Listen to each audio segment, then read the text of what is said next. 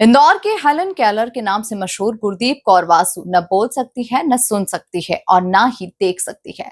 लेकिन ये शारीरिक अक्षमताएं उनके साहस और हिम्मत को डिगा न सकी और न ही उन्हें सरकारी नौकरी पाने के सपने को रोक सकी।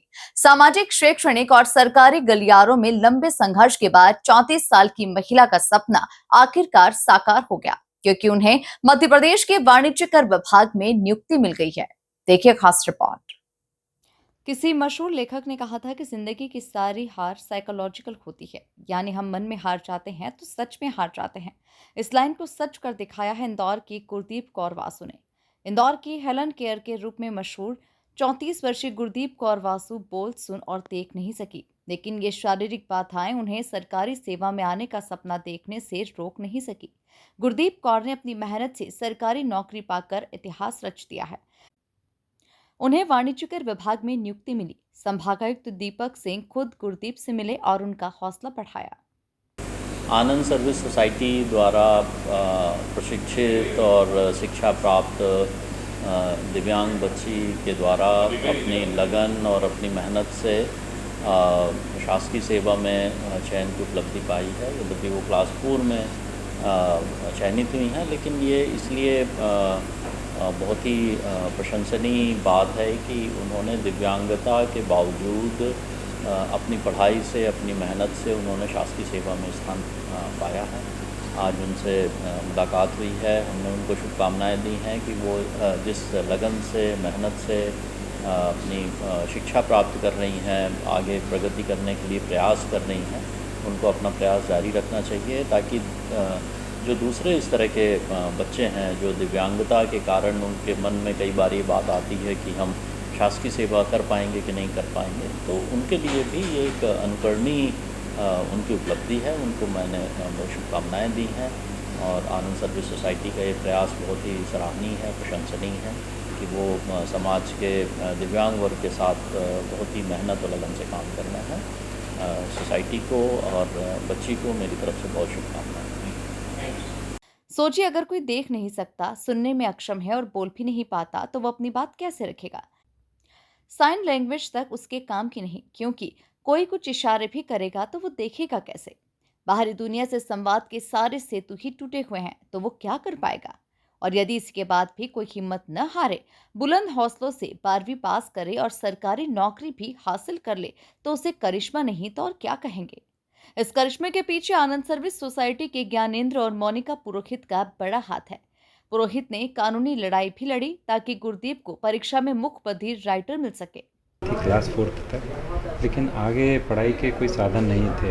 जब इसको हमारी आनंद सर्विस सोसाइटी में लाया गया, मैं और मेरी वाइफ मोनिका पुरोहित ने मैडम ने मिलकर सोचा कि हम इसको क्या कर सकते हैं। फिर हमने सबसे पहले जो दुनिया की पहली अंध मुख बधिर महिला जो वर्ल्ड फेमस स्कॉलर हैं हेलन केलर, उनके बारे में अध्ययन किया। उनके टीचर एन सुलिवान के बारे में अध्ययन किया। उन्होंने कैसे पढ़ाया, उन्होंने अमेरिकन जो ये साइन मेथड जो डेवलप की थी, स्पर्श थेरेपी, स्पर्श लिपि के माध्यम से, वही हम लोगों ने यहाँ पे इंडियन मूल में उसको डेवलप किया और इसको 5वीं लगातार 8 साल से हम इसके साथ बच्चे के साथ मेहनत कर रहे थे। 5वीं, 6ठी, 7वीं, 8वीं, 12वीं तक ही पढ़ती रही, लेकिन इसके मन में ये भाव आता था कि क्या मेरी सरकारी नौकरी लगेगी। तो हमने देखा 2016 में हमारे आदरणीय प्रधानमंत्री नरेंद्र मोदी जी ने एक कानून बनाया, दिव्यांग अधिकार अधिनियम 2016, जिसमें ऐसे अन्य मुख बधिर और बहुविकलांग लोगों को भी नौकरी में आरक्षण का लाभ दिया गया।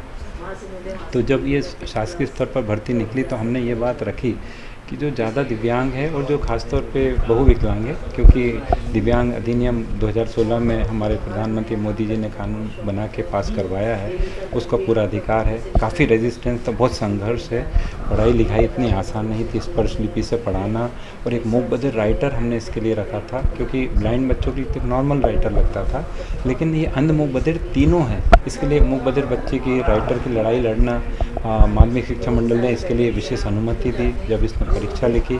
और इसके बाद जब नौकरी के लिए बात आई तो काफ़ी एक रेजिस्टेंस ये था कि ये तो अंध मुख बधिर काम कैसे करेगी। तो सबसे पहला हमने यही कहा कि हमारे प्रधानमंत्री मोदी जी ने जो दिव्यांग अधिनियम 2016 बनाया है उसमें इनको आरक्षण दिया गया है। तो पहली चीज़ तो ये इसका अधिकार है, ये दया की भीख नहीं मांग रही, इसका अधिकार है। दूसरी बात ये है कि कुछ काम तो ये कर सकती है बहुत अच्छे से, जो ऑफिस वर्क होता है। और वास्तव में गुरदीप ने हमारी आनंद सोसाइटी का ही नहीं, इसके पूरे परिवार ने संघर्ष किया। हम लोगों ने इसके साथ मेहनत की, 8 साल लगातार हम बिना दिन और रात देखे लगातार मेहनत करते रहे। इसके फलस्वरूप आज भारत की पहली अंध मूक बधिर लड़की सरकारी नौकरी में आई है। ब्लैक फिल्म जो आई थी, क्या उससे भी ये ताल्लुक़ रखते हैं जब उसकी जी ट्रेनिंग हो रही थी? अमिताभ बच्चन और रानी मुखर्जी की training Helen Kellen institute Mumbai में हुई थी, जब वो ब्लैक मूवी बना रहे थे। तब गुरदीप भी उनसे मिली है जब ये बहुत छोटी थी, लेकिन वो एक पिक्चर थी, ये रियलिटी है कि आज गुरदीप अपने पैरों पर खड़ी हो गई है। आपका पूरा परिचय? मेरा शुभ नाम ज्ञानेंद्र पुरोहित, आनंद सर्विस सोसाइटी मूक बधिर बहुदिव्यांग बच्चों की संस्था इंदौर। गुरदीप ने पूरी पढ़ाई 12वीं तक स्पर्श लिपि में की है। हाल ही में 52% से ज्यादा अंकों के साथ आर्ट्स में 12वीं पास की। ज्ञानेंद्र और मोनिका पुरोहित ने स्पर्श लिपि में 10वीं और 12वीं का सिलेबस तैयार किया। ज्ञानेंद्र ने कहा कि अमिताभ बच्चन और रानी मुखर्जी की ब्लैक फिल्म से गुरदीप की कहानी काफी मिलती है, लेकिन वो फिल्म थी और ये रियल है।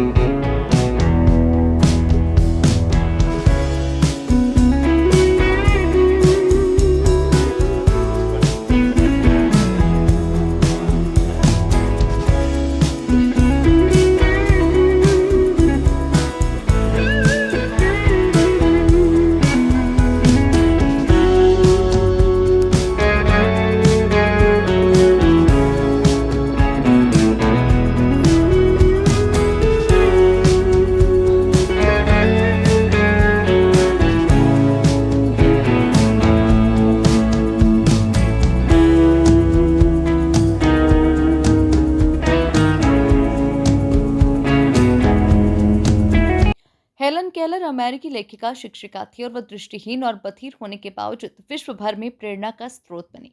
वहीं अब गुरदीप देश की पहली ऐसी प्रेरणा बनी जो दृष्टिहीन और मुख बधिर के अलावा सुन भी नहीं सकती हैं।